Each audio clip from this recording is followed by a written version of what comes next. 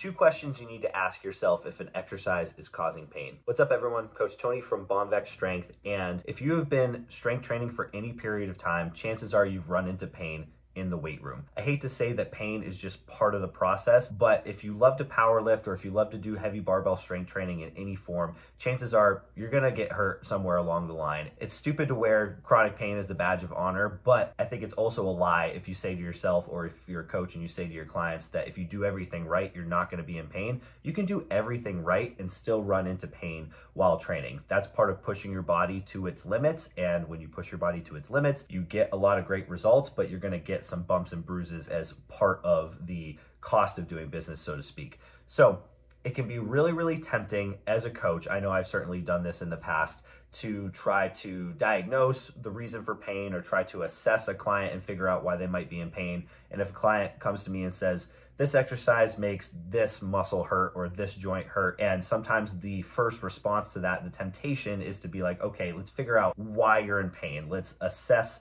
this joint. Let's take you through this movement screen. Let's do this provocative test to figure out where you're lacking range of motion or where you're lacking stability.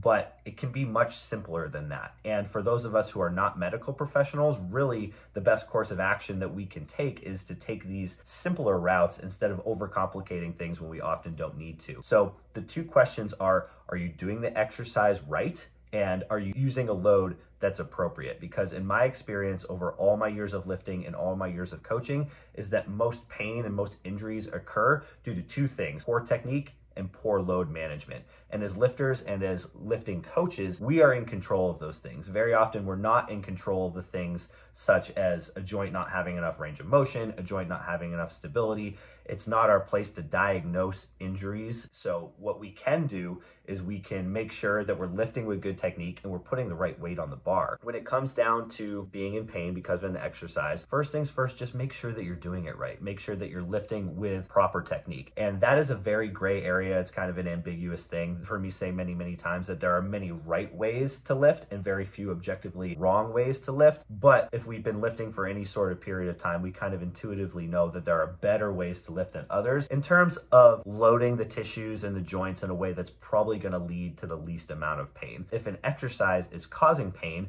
we need to just look at the technique. Let's take a deadlift, for example. If a deadlift is hurting your lower back, are you lifting with a relatively flat back, or are you allowing your spine to change shape as you're lifting? Are you getting into a good starting position, but as soon as you start to lift the bar, your back starts to round and that hurts your back? Okay, that's probably why your back is hurting. Rather than taking somebody through some sort of toe touch progression or looking at their active straight leg raise and seeing if they have enough hip flexion to be able to deadlift, let's just deadlift with a flat back and see if it hurts. That's an example of positional tolerance of pain. So if somebody is able to do deadlifts just fine when their back stays flat, but as soon as their back rounds, their back starts to hurt, just don't deadlift with a round back. And that then segues into the load management side of things, because if you can do things pain-free with good technique with a certain amount of weight, but as soon as you go to heavier weights, that position changes and then it hurts, then obviously you're using a weight that's inappropriate for what you're ready for, because that load changes your technique to something that's less desirable. So you should do the majority of your training with a lighter weight that allows you to demonstrate good technique. On the load management side of things, sometimes you can do training with a certain amount of weight or a certain amount of sets and reps, what we would call volume, and you do just fine. But once you pass a certain threshold, then things start to hurt. So that's the load management side of things. The coach and the lifter need to collaborate to make sure that you're staying kind of below that threshold, which causes pain. So, okay, maybe it's a weight on the bar kind of thing.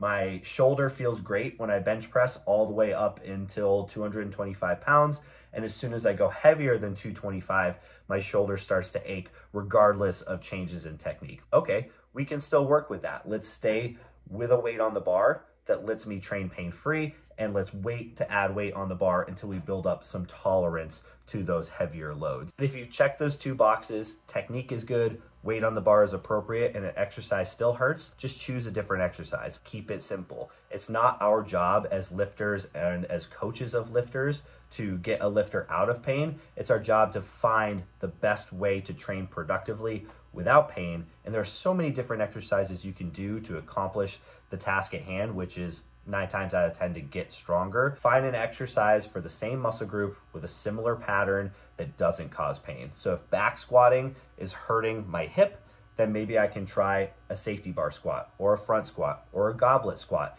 And if squats don't feel good, use a different lower body exercise. Push or drag a sled, do lunges, do step ups, find something within kind of the same family that feels okay. And I guarantee you, if you just find some way to keep training productively, that pain is gonna go away eventually. And as long as you don't quit, as long as you find something productive to do, your progress is gonna keep moving forward. Even if it's very, very slow, the worst thing you can do is do nothing at all. So just find a way to keep training hard and find an exercise that feels good, even if it wasn't the original exercise that you set out to do.